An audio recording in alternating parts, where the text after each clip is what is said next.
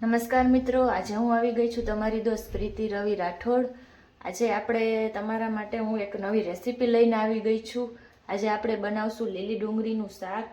શિયાળાની સિઝન હોય એટલે લીલોતરી ખાવાનું બહુ જ મન થાય, તો આજે હું તમારી સામે લઈને આવી ગઈ છું લીલી ડુંગળીની રેસીપી। તો એના માટે આપણે જોશે તાજી તાજી લીલી ડુંગળી છે, પછી ઝીણા સમારેલા ટમેટા છે, રેગ્યુલર ઘરના મસાલા છે, મીઠું, ગરમ મસાલો, ધાણા જીરું, મરચું, હળદર, જીરું, ત્યારબાદ તેલ અને છેલ્લે લાસ્ટમાં આપણે નાખશું ચણાનો લોટ। તો ચાલો આપણે સ્ટાર્ટ કરી દઈએ।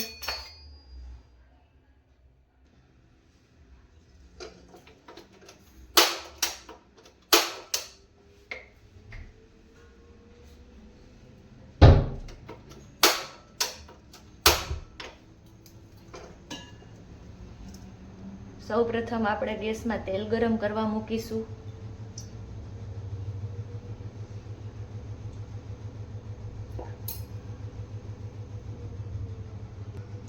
તેલ ગરમ થાય એટલે આપણે એમાં થોડું જીરું નાખીશું।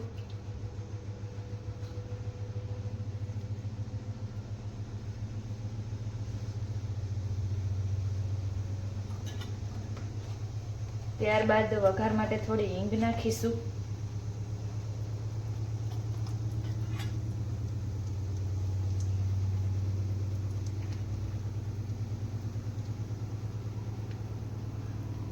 ત્યારબાદ આપણે ટમેટાથી વઘાર કરીશું।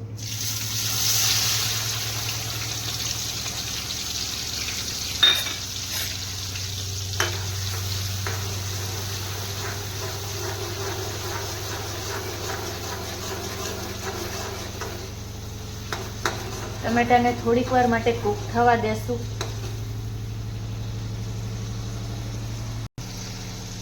ટમેટા હવે કૂક થવા આવ્યા છે। હવે એમાં આપણે થોડું મીઠું એડ કરીશું, સ્વાદ પ્રમાણે મીઠું નાખશું। ત્યારબાદ એમાં થોડું ધાણા જીરું નાખીશું, થોડી હળદર નાખીશું, થોડો ગરમ મસાલો નાખીશું। જેવું તીખું ખાતા હોય એ પ્રમાણે આપણે લાલ મરચું પાવડર નાખીશું। ધેન આ બધાને આપણે મિક્સ કરી દઈશું। હવે આપણે જે લીલી ડુંગળી સુધારેલી છે એને આમાં આપણે મિક્સ કરી દઈશું।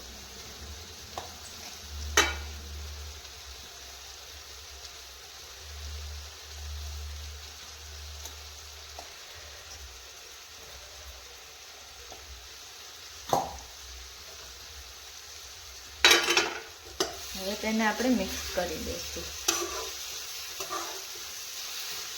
5-5 મિનિટે હલાવતા રહેવું એટલે શાક ચોટી ના જાય।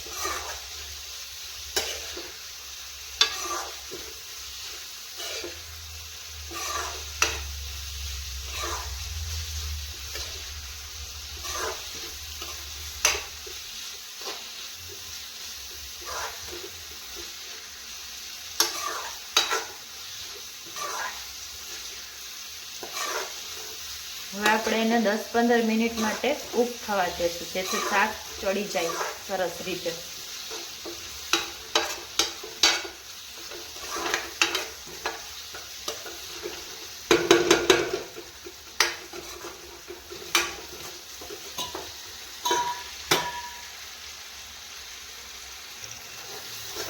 શાકમાં કલર ફરી ગયો છે એટલે શાક ધીમે ધીમે ચડવા માંડ્યું છે।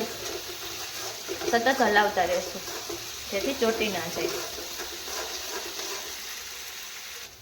હવે શાક આપણું ચડવાયું છે, એમાં આપણે થોડું એવું લીંબુ એડ કરીશું, પછી ટેસ્ટ વધારે સારો લાગે। મિક્સ કરી દેશું એકદમ।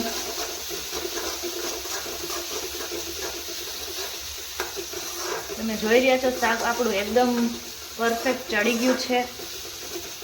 હવે આપણે એમાં 2 થી 3 ચમચી જેટલો ચણાનો લોટ એડ કરીશું।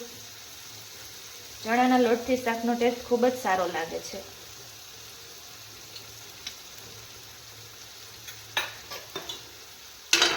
ચણાનો લોટ નાખ્યા બાદ તરત એને એકદમ હલાવ્યા રાખવાનું, જેથી ગાંઠા ના પડે.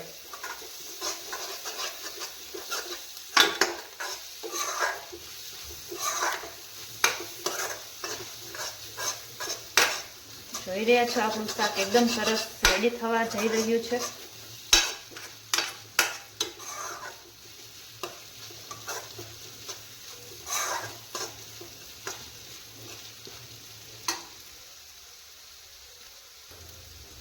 શાક આપણું રેડી થઈ ગયું છે. ગેસની ફ્લેમને આપણે ઓફ કરી દેશું.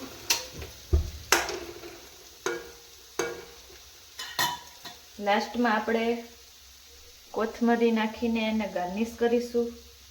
તો શિયાળાની સિઝનમાં મસ્ત આવે એવું લીલી ડુંગળીનું શાક રેડી છે. તમે પણ તમારા ઘરે ટ્રાય કરજો. સરસ મજાનું લીલી ડુંગળીનું શાક રેડી થઈ ગયું છે. જેને રોટલી રોટલા જે ભાવતું હોય તેની સાથે સર્વ કરી શકાય. Thank you guys. આવા અવનવા વિડીયોઝ જોવા માટે મને ફોલો કરજો, સબસ્ક્રાઈબ કરજો, લાઈક કરજો, શેર કરજો, કમેન્ટ કરજો. Bye bye.